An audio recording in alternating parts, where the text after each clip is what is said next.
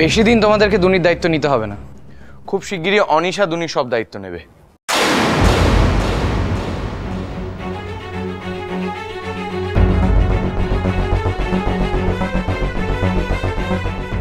অনিশা কেন? ওমা, ভুলে গেলে? তুমি তো ওর সাথে আমার বিয়ে ঠিক করেছো।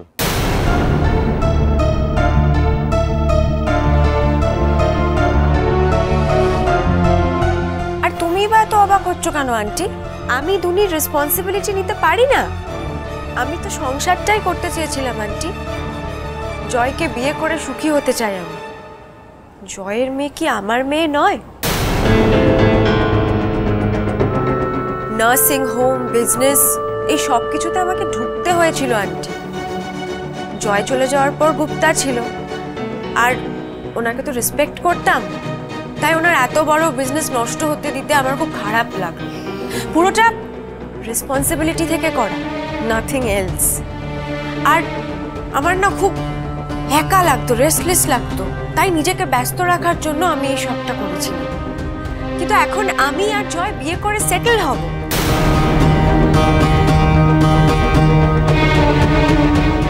তাই দুনির সমস্ত রেসপন্সিবিলিটিস, ওকে খাওয়ানো, ওকে স্কুলে পাঠানো, ওর দেখাশোনা করা, এই সব দায়িত্ব কি আমার নয়? হ্যাঁ, একান্তই যদি খুব অসুবিধে হয়, তুমি একটু বড় হয়ে গেলে না হয় কোনো ভালো একটা বোর্ডিং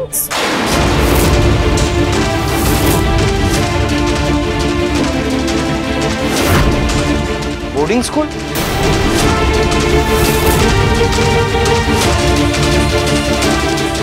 না না, যদি খুব অসুবিধা হয় তখন না হয় ভেবে দেখা যাবে, আমি বলছি না এখনই ভর্তি করে দেবো। অনিশা, বাচ্চা মানুষ করতে যে কারোর অসুবিধা হয় সেটা আমরা সত্যি ভাবতে পারি না, জানো তো।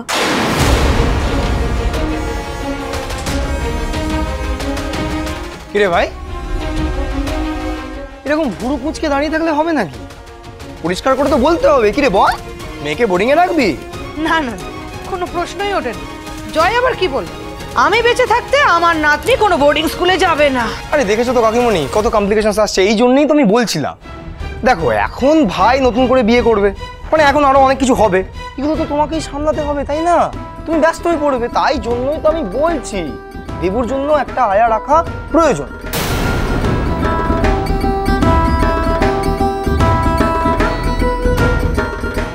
এখনো আসছে না কেন কে জানে, এত দেরি করছে। তোমাকেও এতক্ষণ আটকে রাখলাম।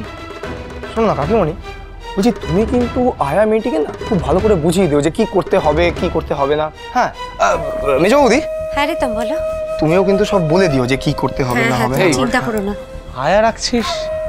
হ্যাঁ রে, আসলে দেবুর জন্য একজন আয়া না রাখলেই নয়, কোনো উপায় নেই রে। আমাকে তো এখন রোজ বেরোতে হচ্ছে। আসতে পারি?